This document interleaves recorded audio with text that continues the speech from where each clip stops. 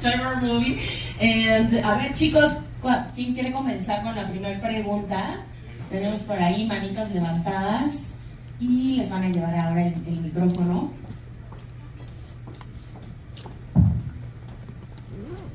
Hola, ¿qué tal?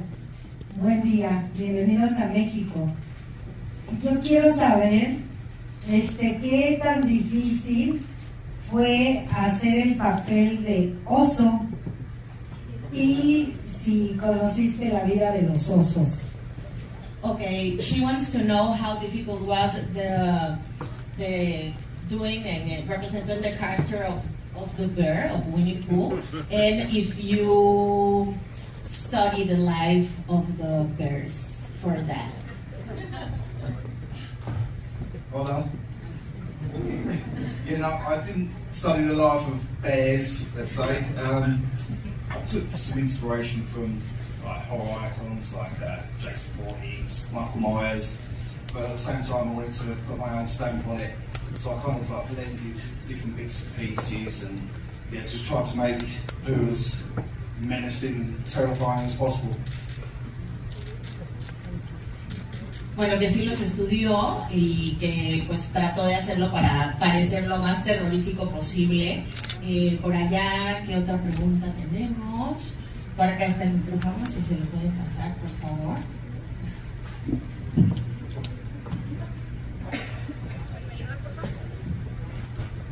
Hello guys, my name is Eric Gallardo and I wanna ask you how difficult it is to make movie horrors, because it's a complicated about many things, but we are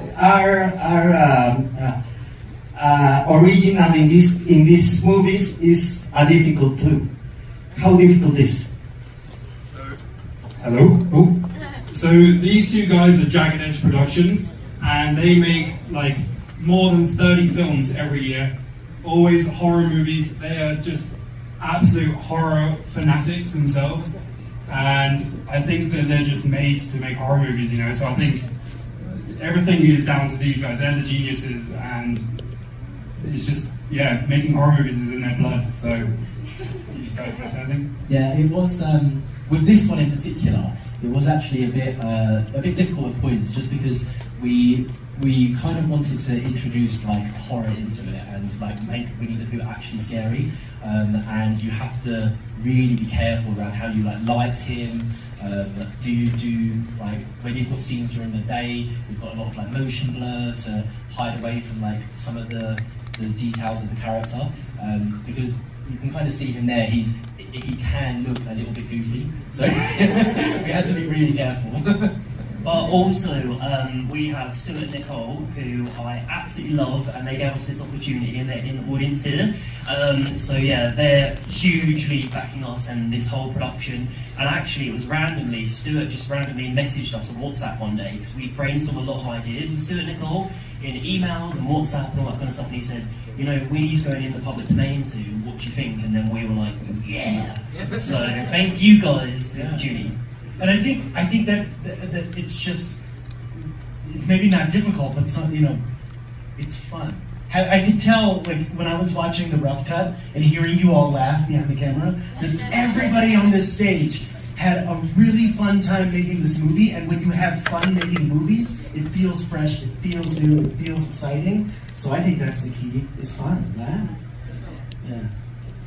¿Tenemos más preguntas por acá? Sí. Hola chicos.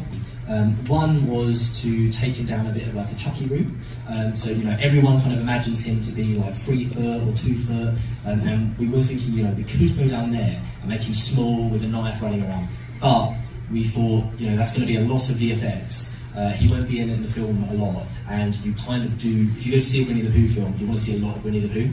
So we went down the other direction and made him really, really big and menacing. So Craig fit it really well, because he's very big and menacing. And then we had to be super careful of just how we were shooting it, because you can kind of see with the mask at points, we just wanted to make sure there was a bit of like a black void in his eyes, just to make him look a bit lifeless, and Vince did super well lighting wise to enable that. Well, Craig, I think you're big and huggable. I don't think you're menacing. He's menacing. Rápidamente. Bueno, teníamos varias vías de hacer eso. Uno era de dejarlo chiquito, el Winnie Pooh que conocemos, y que fuera un tipo Chucky, que fuera corriendo por ahí con un cuchillo matando a todos, pero también eso va a necesitar muchísimos más efectos especiales. Entonces, por otro lado, teníamos que considerar el tiempo que veríamos a Winnie en pantalla. Queríamos que fuera mucho, terminan siendo creo que unos 40 minutos. Y bueno, queríamos que fuera más grande y amenazador. Y por otro lado, vamos a ir un poco a la filmación y ver cómo va a salir en cámara. Queremos que sus ojos sean como un gran vacío negro. Y bueno, es el resultado que tenemos. Y se logró, ¿no? Verán. Y al rato que vean la película van a soñar con este Winnie Pooh. ¿Más preguntas por ahí? Sí. Hi guys, first of all, welcome to Mexico. A little background, we haven't seen the movie yet.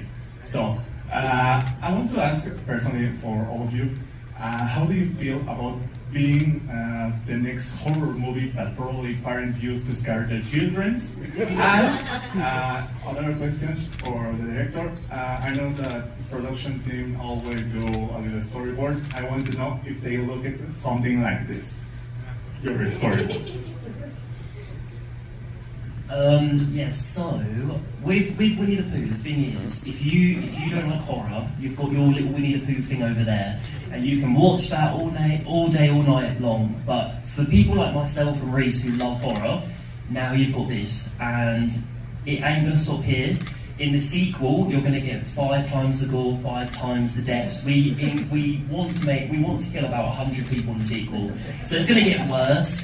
And next up is Bambi. So yeah, we're going to make some really cool decisions with that. It's got a really cool twist ending. So yeah. And with yours, with the second question, so we had to be super careful because with Winnie the Pooh, the only version which is in the public domain is the 1926 book.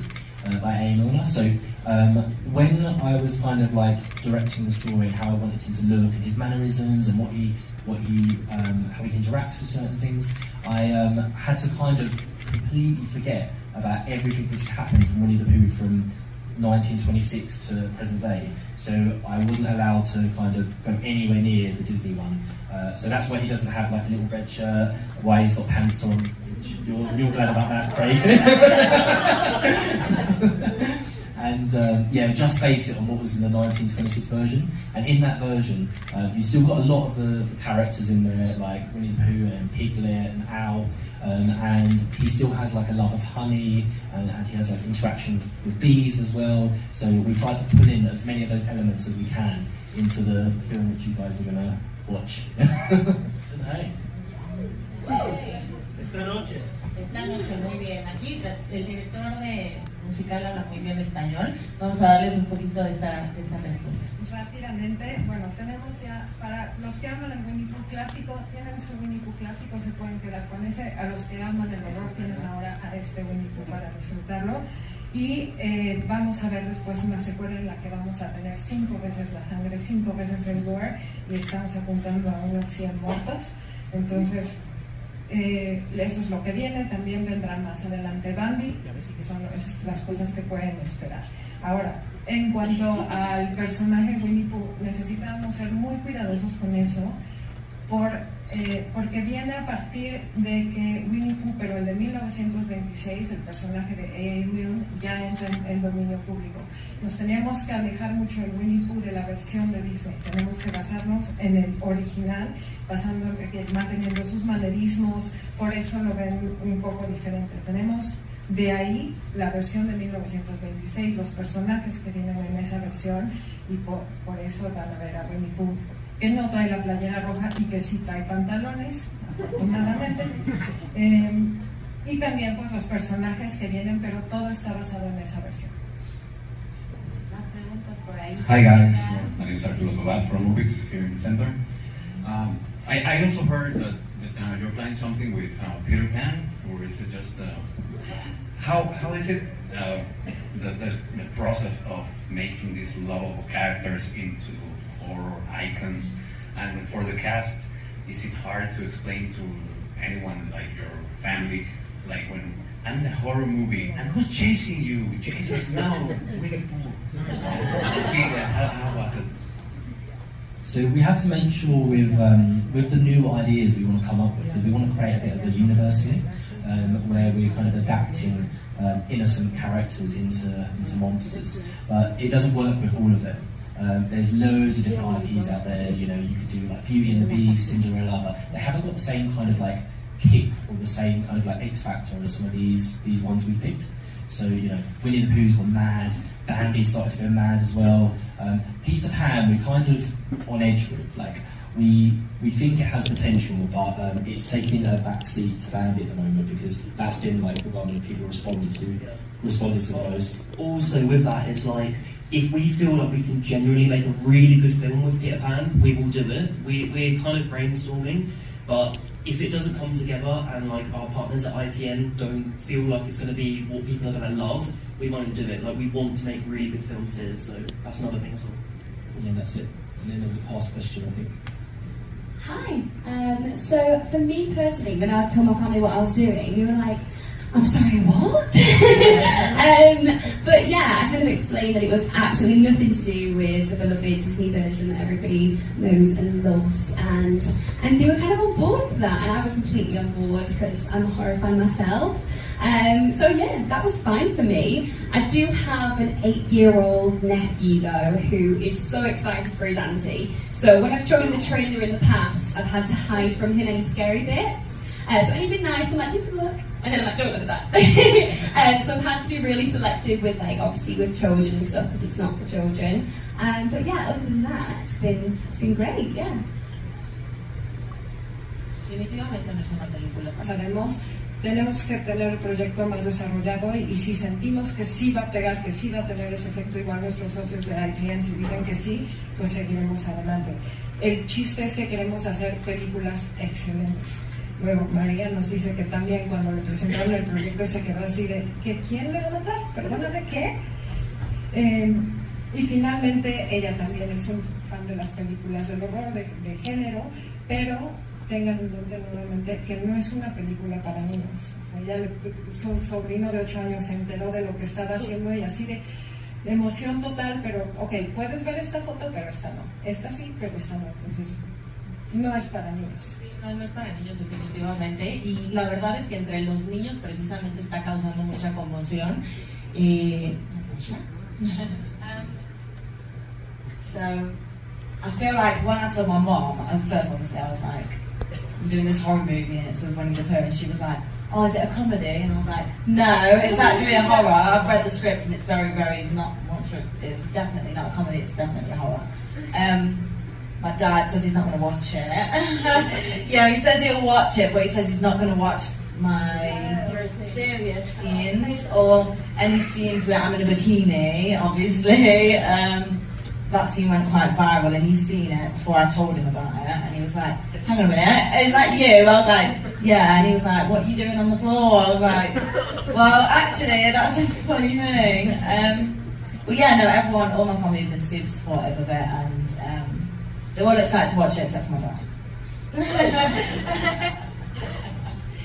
Bueno, pues un poquito que nos cuente esta experiencia, ¿no? Obviamente le platico a su mamá lo que iba a hacer, le dio el guión y todo, y su mamá le preguntó incluso si era una comedia, así de no, es una película de terror. Su papá definitivamente no va a ver la película, o al menos no va a ver las películas en las que salga en bikini. Y en general la familia creo que los ha apoyado mucho a todos, pero sí hay ciertas escenas más cautelosas. Claro, y además la de ella es una de las escenas pues más explícitas, entonces me imagino que su familia tampoco quiere verla. Y bueno, mucho sobre los efectos especiales. Yo veía aquí en mi lista que justo me faltó presentar a Daniel Scott. Si le pueden dar un aplauso también, por favor, a Daniel, porque we're talking about the special effects, y en la película de verdad es irreconocible cómo queda con estos efectos especiales, sobre todo contemplando que ellos pertenecen a una empresa que se dedica a hacer muchísimas películas de terror, y que esta la hicieron en tan poquitos días, creo que fueron 10 nada más. ¿Cómo andamos de preguntas por allá? Levanten mano. ¿El micrófono? Acá. Bueno, mi pregunta es, Primero, cuando salió el primer tráiler de Winnie the Pooh, hubo muchísima gente que empezó a hacer como escándalo en redes sociales sobre cómo lucía el personaje, ¿no? Que ahora de ver un personaje tan entrañable como Winnie the Pooh, lo vio en su etapa de terror. Bueno, la pregunta es para el director. ¿Qué le dirías a esta gente para que se anime a ver esta versión que es totalmente diferente a lo que conocemos? Okay, what to the director? What do you tell to the people that is afraid to see this new chapter of Winnie Pooh, and that is very difficult to them to imagine that Winnie Pooh, this super cute character, is going to be now like this? So I think that's what makes it so fun. Is like you don't expect it. Like everyone who's heard about it before we were making the film and afterwards just can't imagine him being scary. And yeah, in terms of when you watch it, it's not just dead serious horror and gore. There are like funner, lighter moments in there. You know, like he loves honey, so there's scenes where he's literally just gorging on honey. So it's not too scary, but there is still a lot of horror in there. Rápidamente, o sea, es una película divertida. Digo, hay mucha gente obviamente que no se lo espera, hay gente que no se imagina cómo podría ser esto posible, pero no es solamente sangre y matanza y gore, o sea, hay escenas también más ligeras. Por ejemplo, Winnie Pooh ama la miel, lo sabemos, entonces hay escenas en las que se está atascando de miel, o sea, tiene cosas más cómicas, más livianas. Incluso hay una parte donde Winnie Pooh como que llora y llora miel por sus lagrimitas. Por aquí tenemos más preguntas.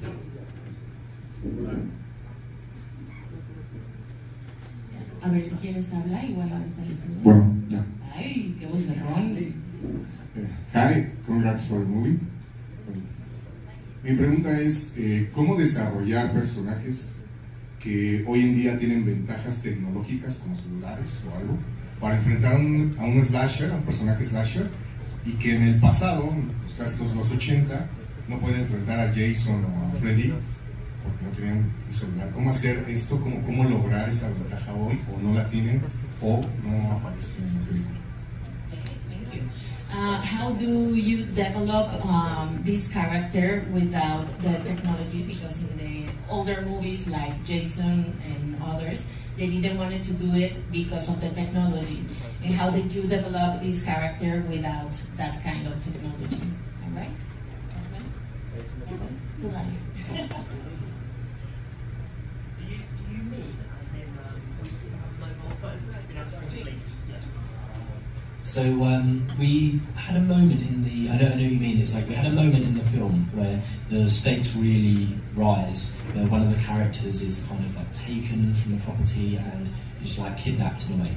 And that creates this kind of like sense of urgency, and they kind of run to go and help her and make sure she doesn't get, lost. And in that process is when the kind of mobile phone element gets left at the house.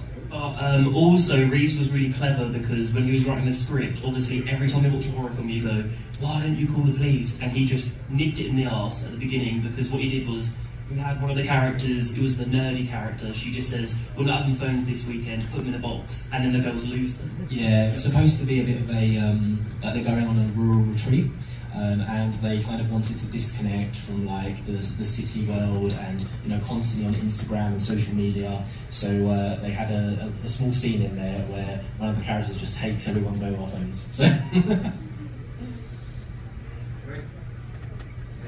Rápidamente, hay una escena, por ejemplo, en la que uno de los personajes desaparece, prácticamente es raptada, y es cuando podrían usar el celular. Pero aquí se maneja de, bueno, el celular se quedó en la casa. Finalmente están en un viaje de campo, de desconexión, cero Instagram, cero redes, cero lo que sea. Y hay una escena en la que una de ellas agarra, ok, no hay celulares este fin de semana, entonces ya no los pueden usar. ¿Quedó resuelta? Sí. Vamos contigo. Hello there. Congratulations for this movie.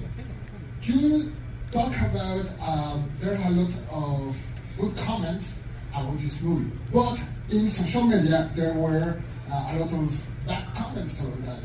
So how did you deal with this? What kind of comments making you change your mind or something?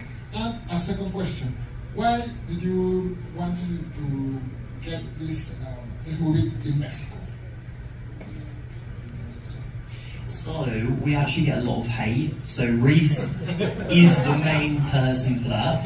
So, his Instagram on a daily basis is saying, I hate you, go kill yourself, etc., etc., etc. I get a little bit of it, I'm sure everyone else gets a little bit of it, but you just either ignore it, or you're like Reese and you wind them up. And he actually replies to these people, and he says, they'll say, I hope it hasn't got like someone getting their heads chopped off, and he goes, not in this one, but that's actually a good idea for the sequel. So he's really naughty, but you just got to kind of like take it and believe it, like whatever. If they, to them it doesn't have to exist as a movie. They're making it exist by looking into it. Just leave us alone. Do you know what I mean? Yeah, the hate's made it really, really popular and really controversial. So. And the second question. What was the second question again? Why did you want to bring it up? Yeah. So when this started to go really viral, Mexico and Latin America was like, you guys have embraced it so much and you all absolutely love it. That was one of the decisions why we decided to do the world premiere with you guys. Just because everyone's so nice, we get so many comments from your fans, and and the festival leaders have been so like accommodating with us that we just thought it'd be a good idea to come here with all of you. Thank you very much. Rapidísimo, obviamente la pregunta de redes sociales, el que más odio ha recibido es Luis. Así, todo su Instagram es te odio, mátate, ¿qué estás haciendo? Es terrible, pero él les da pena y les contesta. Entonces, aparte de eso, le da muchísima publicidad a la película y lo ha hecho muy popular. La segunda pregunta es, finalmente, cuando se hizo viral, la respuesta de México y de Latinoamérica en general fue espectacular. Se recibió muchísima emoción, cariño, y además el equipo local los ha tratado muy bien. Por eso están aquí. De hecho, hasta dicen que si pudieran alargarían su viaje y se quedaban acá más tiempo porque están encantados en México. Pero bueno, Andrew Scott Bell. Well, yeah, I just wanted to say, for every one person that's outraged, there seems to be two people excited about it, and we made this movie for them, and for people who love horror movies. People being offended by horror movies is nothing new, and so we made it for the horror fans, for sure. La película obviamente es para los fans del horror. Por cada persona que se ofenda, que siempre va a haber gente ofendida, hay dos que les va a encantar esta película y que ya la quieren ver. Así que esto es para los fans. Por allá preguntas también. Gracias. Hi, my name is Eugene Navarro from Pólvora Rock. I want to ask this question to the four actresses of the movie. Well, there's the importance of your roles, because you are like the ones that are always persecuted by Pooh and his friends. So, what do you think about the role of the Scream Queen, of the Scream Girls that have evolved since the 80s, since the slashers began? And what were your influences to make your roles as the Scream Girls here, persecuted by Winnie Pooh? I like them sort of roles, to be fair. I'm kind of like, I'm a bit of a wimp, so I do get scared of stuff quite easily. I get frightened really easily. If someone jumped behind me, I would scream. So watching horror movies is quite scary. Being involved in them is quite scary. So I feel like being a scream queen is just like part of my nature. Yeah, it's literally just me. I feel like I didn't even play a role. I just did what I would have done naturally anyway. I was really scared anyway doing it. So I feel like it's just natural, you know what I mean? Yeah, me too. And it was like, we were kind of just reacting to exactly what was in front of us, how we would really react in that kind of scenario. I mean, you've got a Pooh Bear that's 6 foot tall running after you in the woods, like, you're going to be scared, aren't you? I think there was an occasion when we were filming, and it was myself and Natasha Rose Mills, who's not here today, and we were running on through the woods and they were filming us, and they were going, cut, cut, and we just kept going, didn't we? We were so scared, like it was so real to us. So yeah, I was screaming then as well, so kind of just comes with the territory. It's always just more exciting, isn't it, having those kind of roles? More fun, more gore, more it's just more exciting, more to get your teeth into. Yeah, I absolutely love it. I think most of the films that I've done are horror films, and I'm like the biggest fan of the genre, so it's always really exciting. And I kind of love the Scream Queen role, because I feel like they're quite powerful. Like, I just love the thought, in horror films, normally the guys kind of get killed off first, and then the women survive, and I'm like, woo, feminism. So I really like that, and I feel like all the characters in this film are really strong. Like, they all have their strengths and their weaknesses, and they all kind of represent something different. But I feel like you'll see a lot of similarities in the characters with other Scream Queens that you've seen in different films in the past, which is really cool. Until you've been in the middle of the night in a forest covered in absolute blood, you can't see anything, you've got the most amazing special effects makeup. Props to Rebecca Wheeler, who did such a fantastic job on this movie. Yeah, it's so much fun, even though at the time you're so cold, you can't feel anything, you can't see, you've got blood in your eyes. I've done so many films with these guys now, and it's almost having fun, like someone else mentioned. It really is. You'll see it. It's such a good time. It's always fun. It's fun. It's hilarious. Yeah. You'll probably see some little bloopers going around the internet soon as well, so watch out for those. They're funny. Bueno, pues al parecer la pasaron muy bien con esta pregunta. Vamos a hacerles un poquito la traducción, fueron muchas, pero un poquito en español para que todos lo tengamos. En resumen, a todas les encantó ser Scream Queens, se la pasan muy bien, es mucho más emocionante. Acá, por ejemplo, también dice que ella de por sí se asusta de todo, entonces en realidad varias de ellas no estaban actuando tanto. Si te encuentras a un Winnie Pooh de 1,80 en un bosque a medianoche, también vas a salir corriendo. Y hay una anécdota incluso en que seguían ya gritando corte, corte, y ellas seguían corriendo por el bosque. Pero igual, o sea, es una experiencia de estar cubiertas en sangre, de así los ojos cubiertos, pero finalmente es muy divertido. Ser Scream Queen es la mejor parte, es lo más emocionante. Exacto, y bueno, aquí también le dieron las gracias a la persona que hizo parte de los efectos especiales, que está por ahí atrás.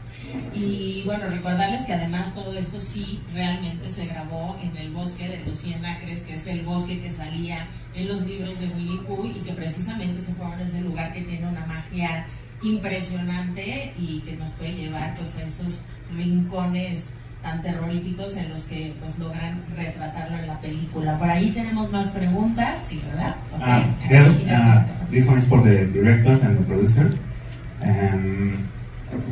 Small horror films have a hard time getting distribution even in their own countries, and this one is having the world premiere in a foreign country. How do you feel about that? Because not many filmmakers can say that their film was viral enough to get a world premiere somewhere else, no? And well, how do you feel about it being here in Mexico? So we're incredibly lucky for this opportunity, and it is incredible. We've made over 100 films, so like this is the first one to actually truly have this type of moment. So we're really, really grateful. And our partners at ITN, they've been like incredibly supportive along like my personal whole journey, and they've been there from day one, and now like developing this and stuff, like just couldn't be more thankful. But yeah, I think we're just incredibly excited about it. And a fun little thing, when we found out it went viral, it was 4 o'clock in the morning in the UK, and I woke up to go to the toilet, and I was just scrolling on my phone, and I just see Winnie the Pooh going nuts, and I was like, what the hell? And I woke Reese up and I was like, look at this, and he was like, oh. And then we started sending it to Nicole and Stuart, and it was just at ITN, and it was just an incredible journey, and it's just, yeah, it's amazing, isn't it? Yeah, and then like as soon as it started to go viral, we had so many like interview requests coming in.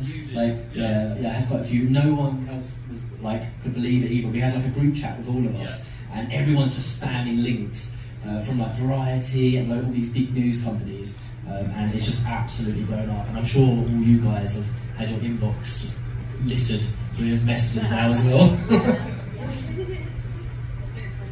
Obviamente, totalmente afortunados, hemos hecho más de 100 películas y esta es la primera vez que tenemos este tipo de respuesta y de experiencia. Nuestros socios ITM nos han dado todo el apoyo desde el día 1 y además estamos muy agradecidos. Una pequeña anécdota de cuando se enteraron que se había vuelto viral. Scott se había parado al baño a las 4 de la mañana y agarró el teléfono y empezó a ver que ya había explotado todo y fue a despertar a Reese a esa hora, así de Reese, ¿qué pasó?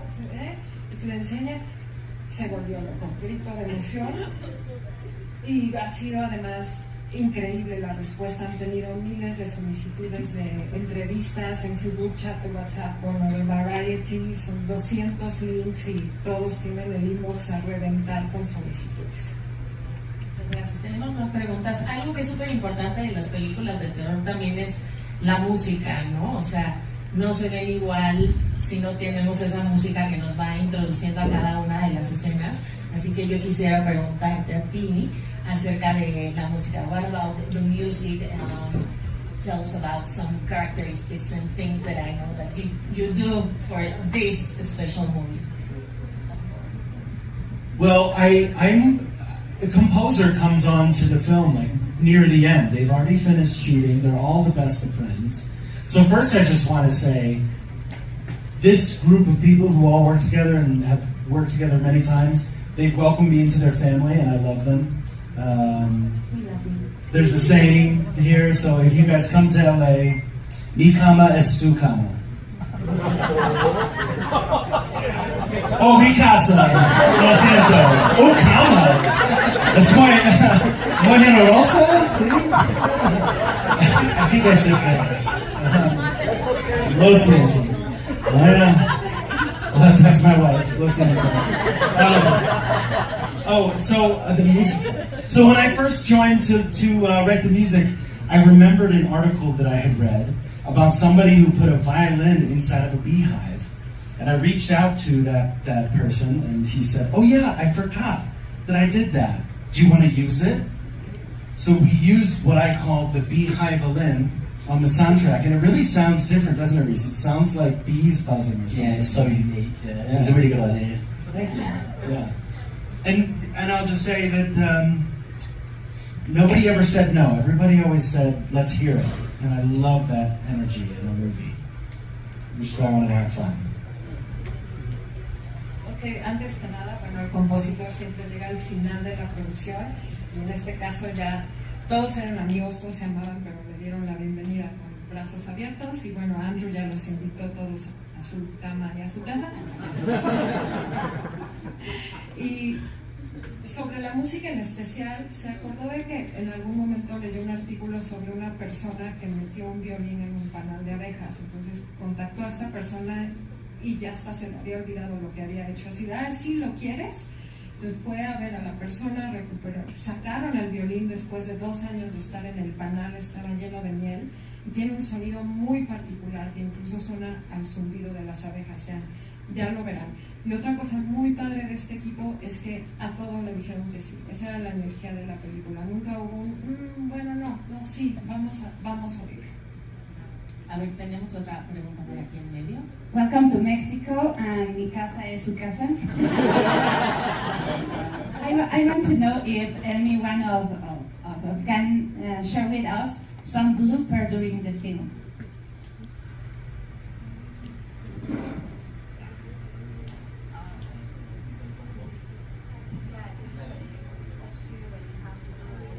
Yeah, there was one which really sticks out, and I kind of wanted Winnie the Pooh to go past the door and be really kind of intimidating and scary, and you know, all the girls like did an amazing job. Like they were looking really, really horrified. And then when we went to do the reverse and we wanted Winnie to walk past the door, Craig jogged past, and we all just like bursting out laughing. Yeah, he honestly looked really cute. And we were like, oh. I was like, that's not what I wanted. And then we had to kind of slow it down, didn't we? And then it turned out well.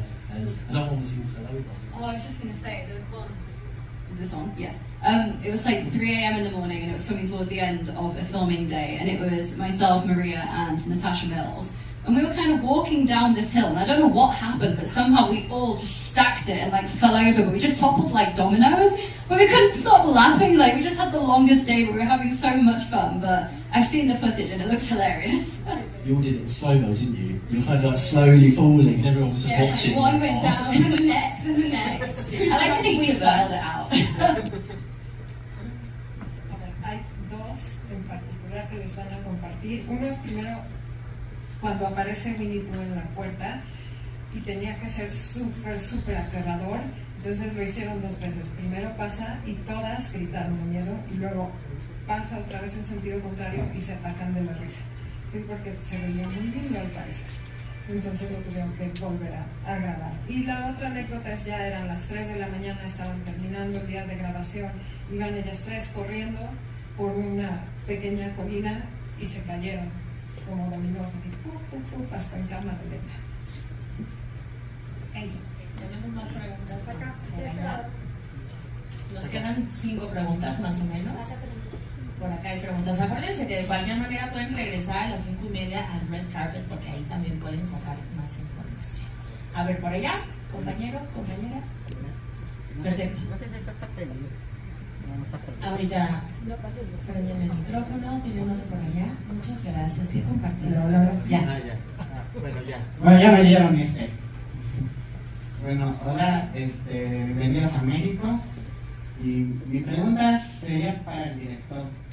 De los personajes de Winnie Pooh que van a aparecer aparte de Pooh y Piglet, ¿por qué Tigger no va a aparecer? Si se supone que él es un tigre y es un depredador, ¿por qué no aparece? Right, so in addition to Winnie and Piglet, why aren't we seeing other characters like Tigger, who's a tiger and he's a predator? So we're not allowed to use Tigger yet. So in the 1926 book, which is all we're allowed to draw inspiration from, the only characters in that were the more kind of it was like Winnie the Pooh, Piglet, Owl, Roo, Eeyore. We didn't want to have too many in one film, just because it would be like a boy band, just all going to kill a group of people. So you can imagine like 6 people. So we thought we'd keep it a bit more contained. However, soon Tigger will be in the public domain, and then he will be featuring in the film. And in the sequel, giving you a little like taster, do expect other characters to be making an appearance. Para empezar, Tigger todavía no es del dominio público. Entonces, en la versión de 1926 salen Winnie, Piglet, el búho, Igor y me parece que el canguro. Entonces, si los metían a todos, iban a ser como 9 asesinos. Sí, va a quedar muy rápido la película. Entonces, ahora hay que esperar, número 1, a que Tigger sea parte del dominio público, que no falta mucho. Y en la secuela van a ver a otros personajes, incluso un pequeño adelanto, van a ver personajes que no son exclusivamente de Winnie Pooh. En el multiuniverso de Winnie Pooh, para que esperen la segunda parte. Oye, I want to ask Craig about the mask. How hard it was to act with that. How many hours did you need to put it on? Le estoy preguntando un poquito acerca de la máscara de Winnie, porque ahora que la vean se van a quedar impactados de verdad. Pues ¿cuánto tiempo la tenía que tener puesta y qué tan difícil fue? Yeah, I did have certain challenges with the mask. Sight, because sometimes I'll be running along, the mask would slip over my eyes. I'm totally blind. Hearing was a bit of a issue as well. I had to have someone relay instructions. It's very, very tight. Yeah, you basically had no senses. Yeah, basically no senses. Yeah, sight, sound, breathing, all shot. So yeah, there was a few barriers with that, but. And while you're doing that, you've sometimes got a knife. I don't know if sometimes it was real, and like people like Amber and Nikolai's throats. So yeah, it wasn't real. It wasn't real. I overcome one of the challenges with it slipping down over my eyes. I wore a hat underneath to build up a bit of a barrier, because then I knew it wasn't going to slip down. So that worked, but it made it twice as hot under there. Si nos cuentan un poquito esta anécdota en la que hay una escena en la que parece real, porque como la máscara le queda grande y no ve muy bien, trae un cuchillo y está persiguiendo al pobre de Nicolás. Y bueno, uno de los retos principales es que la máscara, aparte de que era muy apretada, sí le corta todos los sentidos al mundo exterior, pero que se le resbalaba. Entonces terminaba tapándole los ojos, no veía nada. Y una de las soluciones que se le ocurrió fue ponerse un sombrero, un gorro abajo de la máscara, pero entonces ya hacía el doble de calor. Exacto, y dejaba de ver. Por ahí tenemos más preguntas. Por acá. Sí, me hacen el favor de acercarse al micrófono. Gracias. Hi again. So I was talking about earlier with some of the girls about how Winnie the Pooh is a worldwide icon, but it's also like very specific to the UK.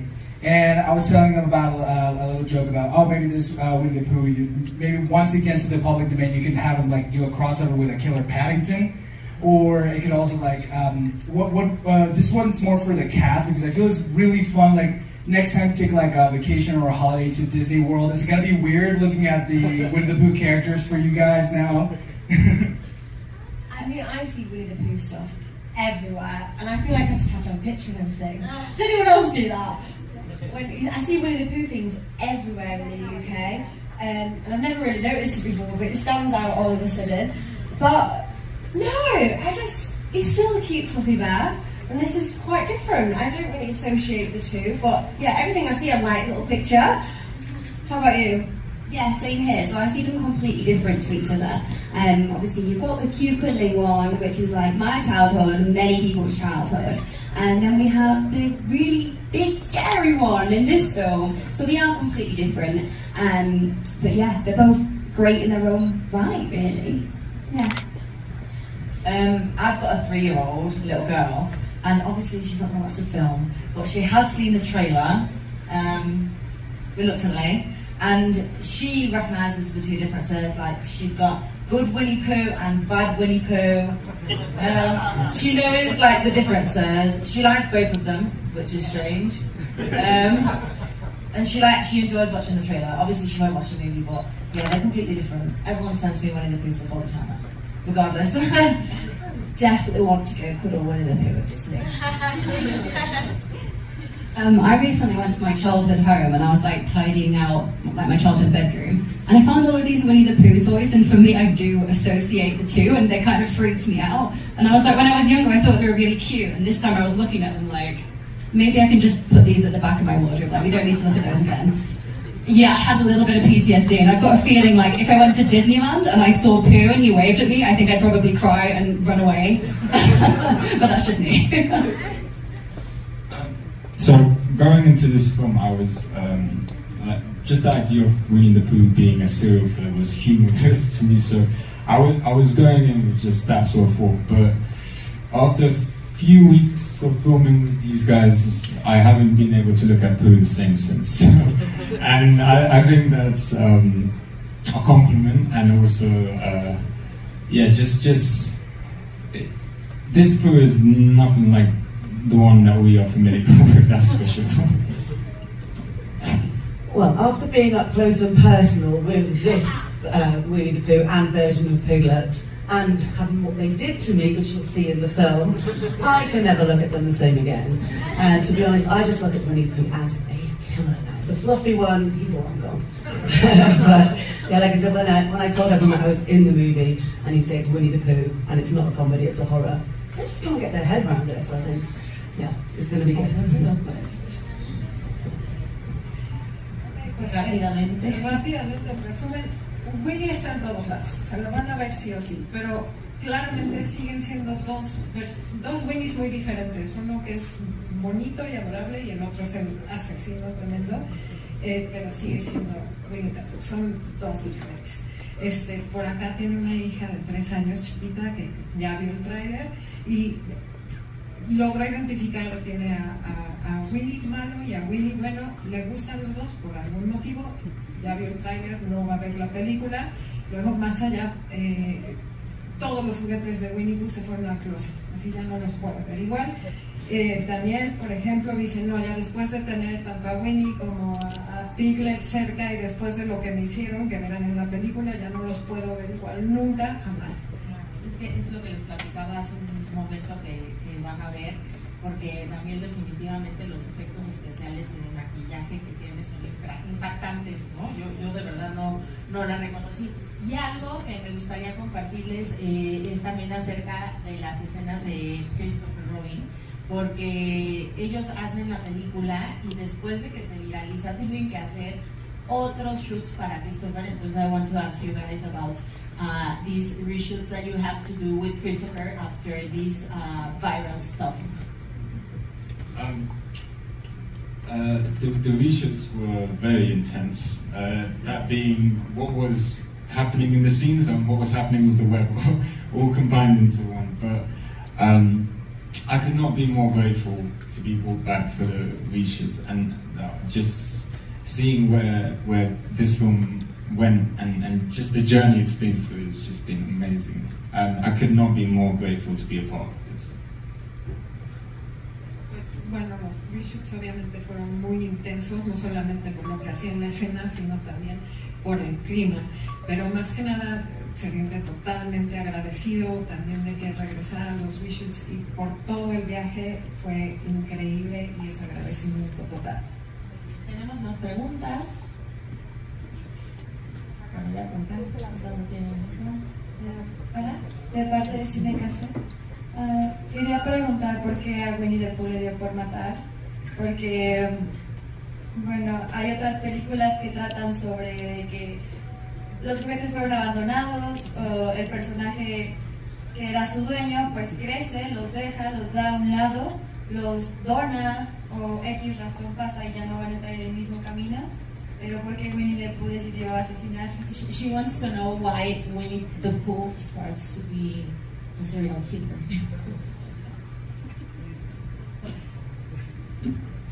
So yeah, with Winnie, we wanted something which was really contrasting. And you know, it was the character we thought the least amount of people would expect to become a serial killer. So and we had a way of thinking how he would look when he's like this 6 foot like monstrosity. You know, we've had a perfect mask for it. We kind of gave him like a massive gut, and it just worked so well. And yeah, then we just kind of ran with it from there. So. But he does look better covered in blood, and we didn't realise that until the reshoots. So in the sequel, he's just going to be covered in blood because it looks really cool. Yeah. Blood and mud. Yeah. Boys, I think they're asking why he turns into a serial killer. Yeah. Oh, like what's his origin? Yeah. Oh. Yeah. So yeah, there's a moment where Christopher Robin, when he was younger, he kind of like nurtured them, and he came across them, and he was like you know, like helping them survive in the wilderness. And then he got to a certain age where he needed to move away and, you know, like carry on with the rest of his life and like, go to college. And whilst he did that, it kind of created a scenario where the gang, like Pooh, Piglet, and all of them, needed to go back to their animalistic roots and become more feral and figure out how to like find food. And then Eeyore was the food.